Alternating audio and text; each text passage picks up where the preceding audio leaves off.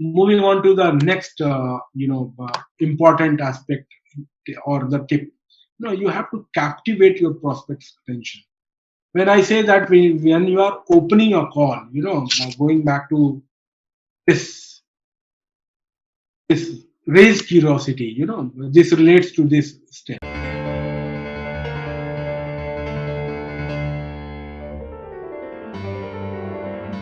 So you have to completely captivate your prospect attention. If you are not able to attract the attention of the prospect in first 30 to 45 seconds, then probably you may not be able to carry your call, for a longer period of time, or it may not be a positive one. Okay. So you have to be very very mindful. Okay, so three broader uh, uh, things you have to keep in mind. Okay, that you have to understand that it's not what you are trying to say. You have to always understand that what they are hearing. So you are saying something, they are understanding something, then there is a gap. So you have to be very very clear that whatever you say is being understood in the same manner you are trying to communicate. So you have to completely keep this in mind. Then you have to understand that you have to understand and accept that since it's a cold call, you might feel that the prospect is not paying proper attention. So it's okay. Sometimes it's okay that you feel that there is not enough attention from the listener, but still you carry on. So you have to embrace, you have to accept that there may not be 100% attention, but still you have to navigate through your call. So in the back of your mind, if you are getting this feeling that they are not even paying 100% attention to what you are trying to tell or trying to communicate, then it's okay. Just keep that in back of your mind, and then use the power of three. What is the power of three? Highlight the highlights, mark what's memorable, and ask for attention. So once you feel that this is happening, you immediately switch to this. Okay. So what do I mean by highlight the highlights? Okay, so I will explain one by one what exactly these all three things mean. Power of three.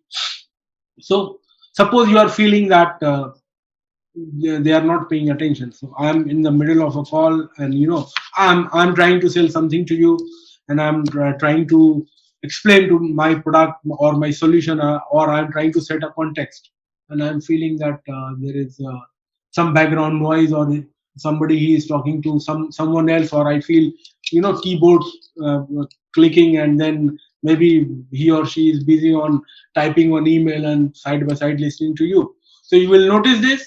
Then what you can do, these are suggestions. Okay, these are not panacea for all everything, but these are a few ways how you can attract their attention. You should say that person's name. Hey John, you will bring back their attention. So this is one way, that when you feel that okay they are not paying attention, you say the person's name. So you bring back their attention immediately. Then you say their name, then wait for a couple of seconds, okay, and see whether they respond to you or not. So you say, hey John, and wait. Then probably, yeah Rajneesh, tell me. Then means I have got their attention. Okay. So what do I do? Then I tell them, I request you, please listen. This is very very important. Something like that. Okay. So maybe you make them clear that okay, you are trying to hint them that please kindly pay attention, because this is very very important solution which I am trying to tell you. Okay, so this is one way. Okay, and then this is very very interesting concept. If you feel that you got their attention, suppose I said, hey John. John replied, yeah Rajneesh, go ahead. So then I tell them, John, this part of this product is very, very important. I would like you to listen very carefully. Yeah, Rajneesh, I'm listening. So then what I do, this is a very, very, very practical trick I'm trying to share with you. Then while I'm explaining the features of my product and I have got the attention of John, I I I deliberately, slow down. I reduce the tonality of my voice. So I try speak in a lower tone, so that the person who is listening at the other end, he is slightly, he feels a little problem in terms of listening to what I am saying. So he or she will ask you, can you repeat that again? I'm not able to hear to you. So this ensures 100% that you have got their full attention now, and you can go ahead in your pitch or in your product explanation or whatever you are trying to do. Okay. So then these 3 points, highlight the highlights means you have to quickly, once you lost their attention and you got their attention here, so you have to quickly run through, because that attention may not last for a very very long time. So you have to just quickly highlight the highlights of your product. Suppose there are 10 features, but you feel that okay, these three are very very important, so instead of all this 10, those three you pitch first. So you highlight the highlights of your product or solution. Okay. And then you have to mark what is memorable. Okay. So once you have explained three things, you got their attention, it's a good idea. So ask John, what do you think about this feature which will cut this cost to 5%?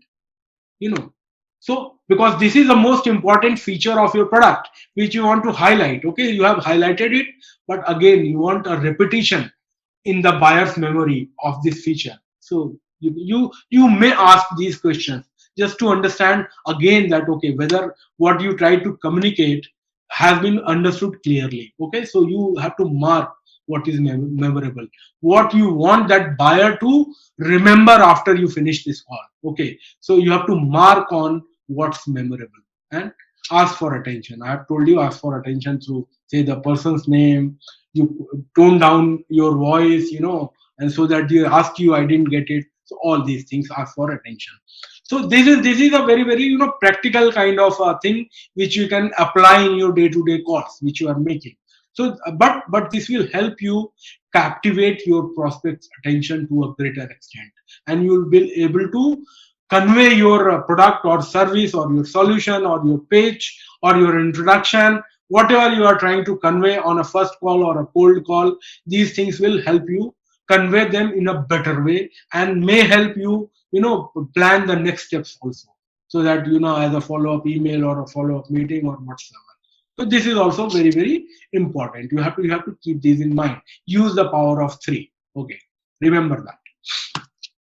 Then uh, this is also very very important. In fact, this is tip number 5, but this relate to tip number 1. Okay, so before you are getting onto a sales call, okay, before even if you decide that okay, I want to make sales call, so I need to write a sales script or I need to create a sales blueprint.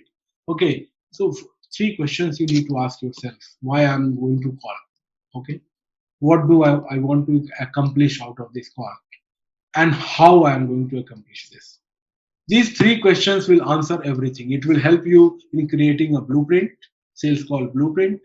It will help you creating, sales script for your call. So these three questions, if you are able to answer to yourself, then this is the starting point of creating a sales blueprint, creating a sales call script, everything. So first, why I'm calling? What is the reason I'm trying to make this call? So you have to keep asking this until you connect this sales call to whatever it is this you are trying to achieve in your life, in your organization, or this is going to be just another sales call, just another commission, or it is going to change you as a professional in a better manner. You are trying to get more organized, or just going to call lying on the bed and just do with the quota of making 10 sales call. So you have to ask that why I'm going to call this. Okay, then what do I want to accomplish out of this call? What is the deal I'm trying to close? What I'm trying to focus? I'm trying to understand the needs of the consumer through this call. or I'm going to pitch my product. Okay, so what do you want to accomplish? You have to be very, very clear that what is the objective of making this call. At the end of this call, what is my goal where I want to reach? Okay, so and then how I am going to accomplish this. So what are the various tools I am going to implement in this call? So that tool will help you create a, how you define those tools. You create a sales call blueprint. You create a sales call script. So these are the tools of making a successful call. So first you have to be very clear why I'm going to make a call, then what I'm going to accomplish, and how I'm going to do that. So these are three very, very important things, very, very pertinent things which you have to ask yourself as a sales professional, B2B sales professional or a sales leader, that you have to be very, very clear in this and you have to ask it. And once you start asking these questions to yourself, you will find that creating a blueprint, creating a sales script becomes a lot easier and it becomes more effective. So keep in mind this. Then another, very, very typical things that, okay, uh, once you ask, you make your introduction, then you set a context, and then you ask that, can I have 2 minutes of yours, or can I have 5 minutes of yours, because you have to ask permission to continue further. Then the prospect says, no, sorry, I don't have time, you know. So what do? You say thank you for your time, uh, and disconnect the call, or ask that, okay, so you let me know when should I call you. This is another way. Maybe prospect will say that I have your number, I'll call you back. So you are shunted out from the next call. Okay, so how do you handle this, after you have introduced yourself, set up a context, and then ask for permission to continue, and the prospect says, sorry, I don't have time, I'm busy. Okay, so what do? So there are certain guidelines and advice which I would like to give you, that how you can handle this scenario. Okay, it may vary from case to case, person to person, and product to product. As a sales professional, my skill sets or my attitude towards cold calling, so it will vary. But these are the few tips which can help you counter these kind of scenarios where the prospect says that I don't have time.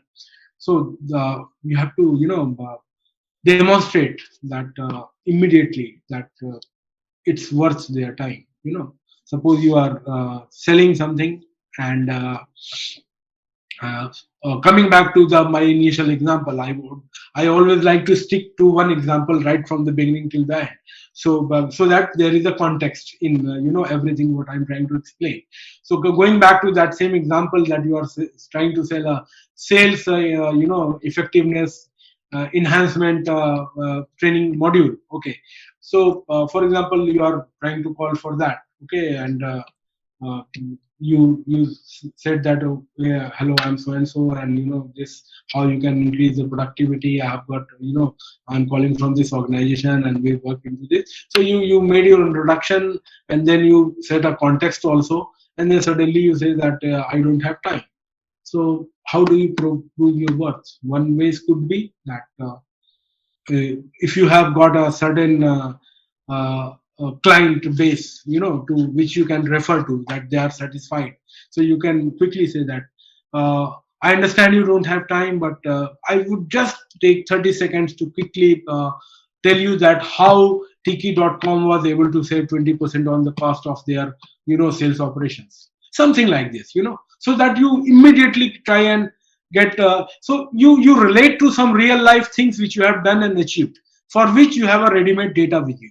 So that if the prospect asks, okay, tell me very quickly how, so you are able to quickly explain to them that how you help Tiki.com save 20% cost on their sales operations, something like that. So this could be one way. So you have to prove that how you are worth, their time. If they are investing next 5 minutes of their time with you, then how you can add value, how you are worth in your ideas and in your communication. So this could be one way. Okay, so I don't have time is what, early stage objection management. That, okay, you are saying that something trying to explain, then basically these and these two are interrelated. So One is that you give some example that okay, how Tiki.com was able to save 20% cost, or the other way is that if you are well prepared in your sales script, that means you have studied that organization very well. So you start that. I can tell you that how how you can cut 20% or 25% cost by doing this within your organization, and we have got a solution for you. Something like this. So you have to pitch to their top priorities.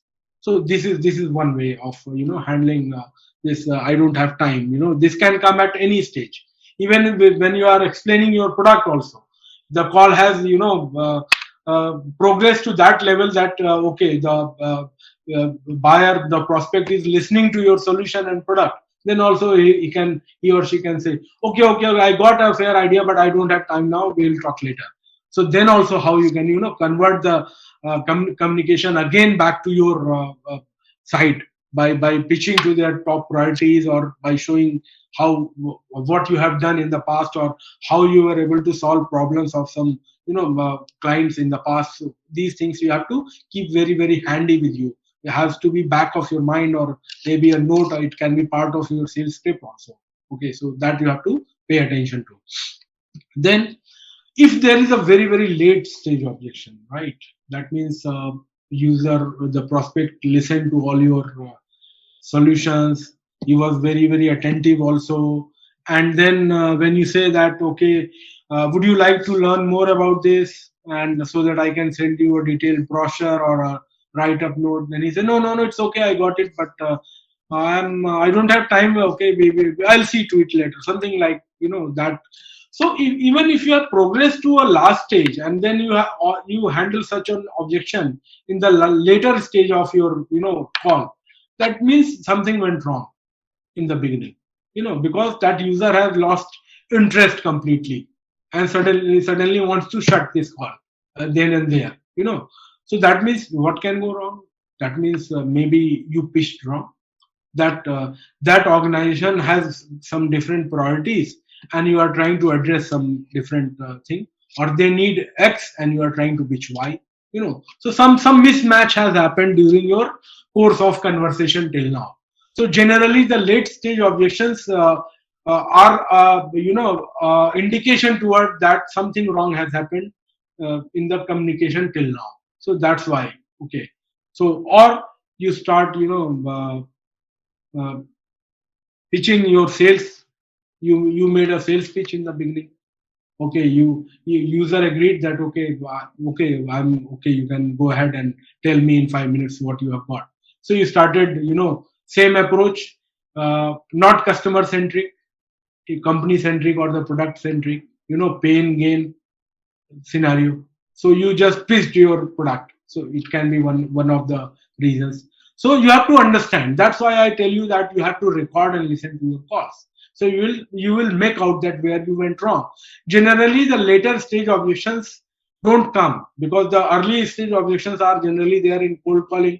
Later stage means you pitch something, you did something wrong during the course of your communication. So you can figure it out that where you went wrong, so that for the next call you are well prepared on that. You don't repeat the same mistake what you did in the last call. It's okay. Sometimes sales call can go wrong. It will go wrong. You will learn by listening to your recordings, or sending your recordings to somebody. So you will improve with every sales call. But the thing is that you have to make it. You have to make a well prepared sales call. Don't make it lying on the bed and watching TV. So that because those calls will have a I don't have time or something like that. So there you will not be able to assess anything. It will not give you some data in terms of listening to that conversation, that you will be able to figure out that what went wrong. So you have to make a qualitative sales call. You will fail, but you will be able to understand that why did you fail in this call, what went wrong in this call. So but you can do that when you are well prepared. You have a blueprint ready, you have a sales script ready. Then you will be able to evaluate that what went wrong, or where I can improve more. All this. Okay. So in the end, it is all about what kind of value you are providing. So again, going back to the same ABM concept.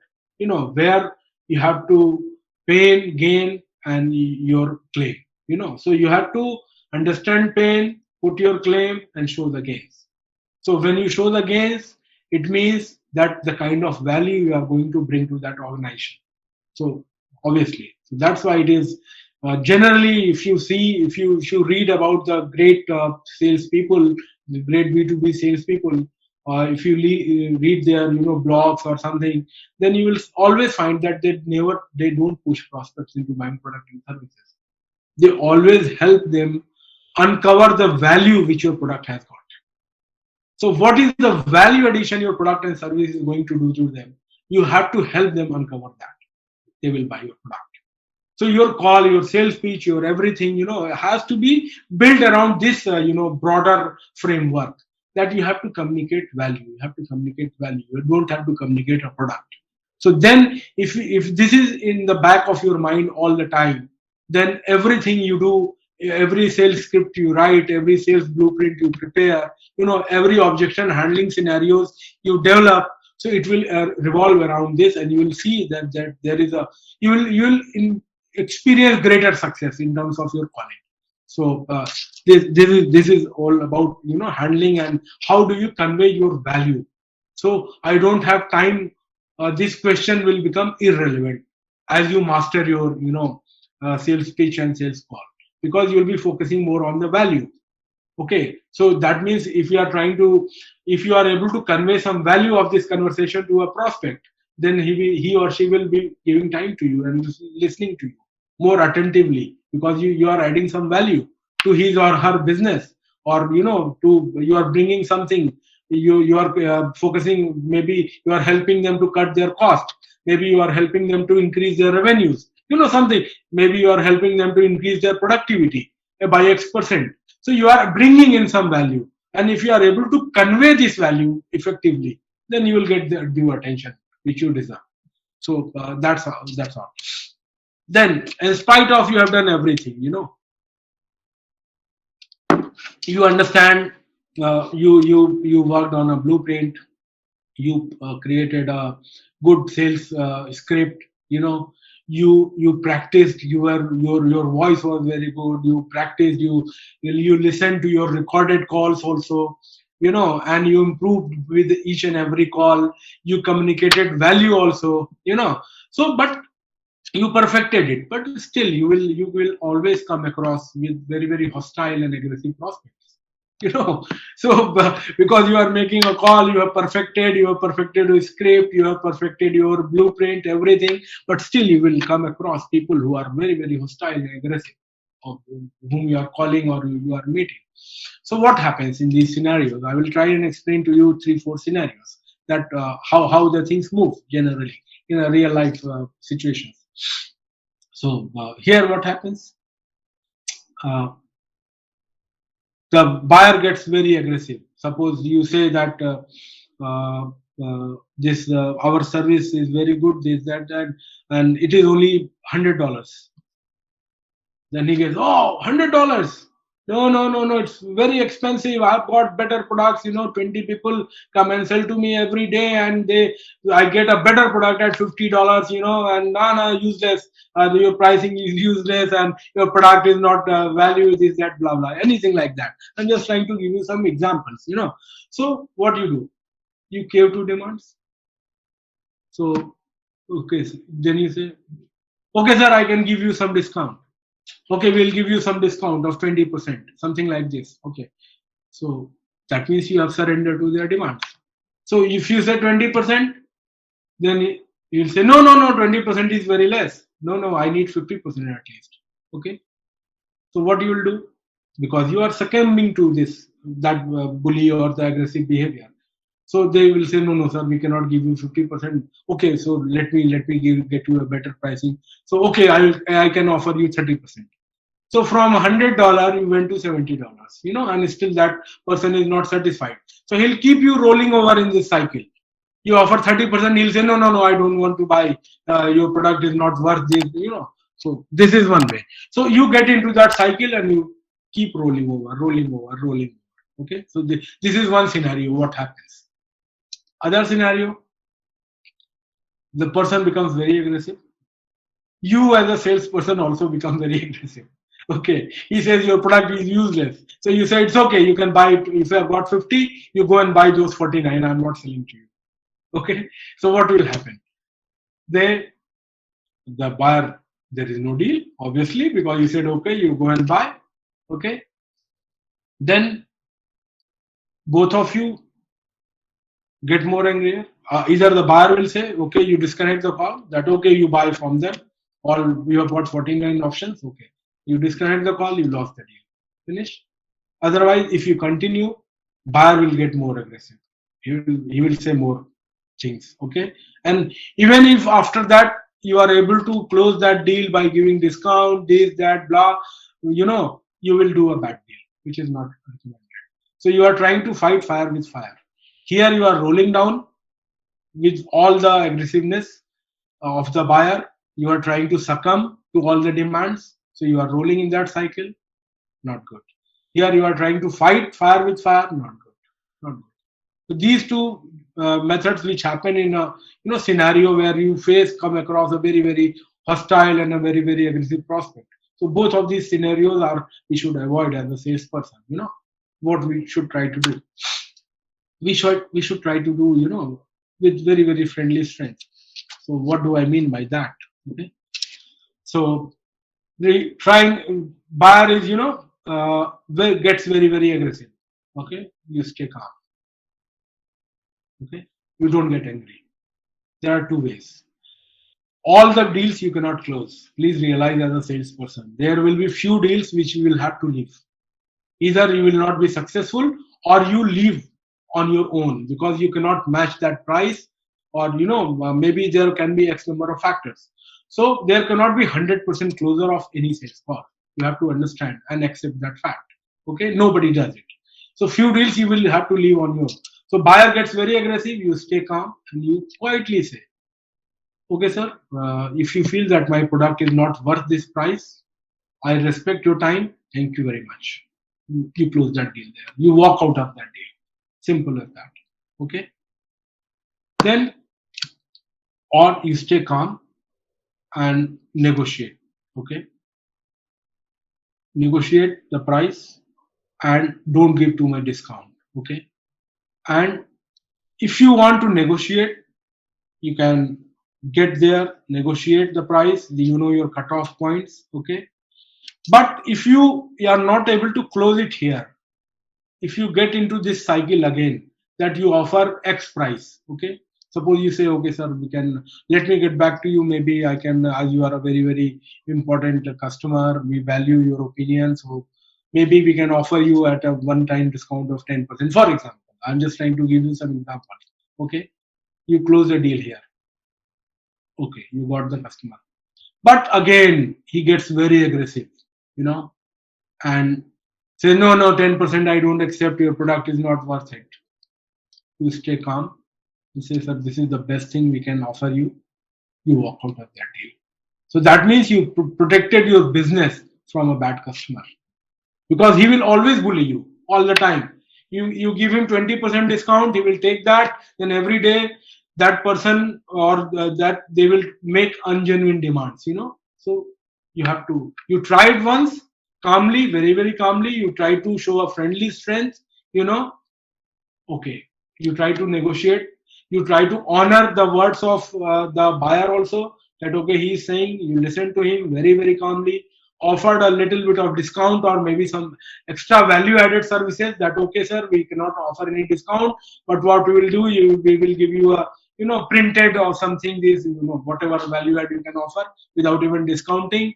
You propose that. If the buyer agrees, it's okay, you close that deal.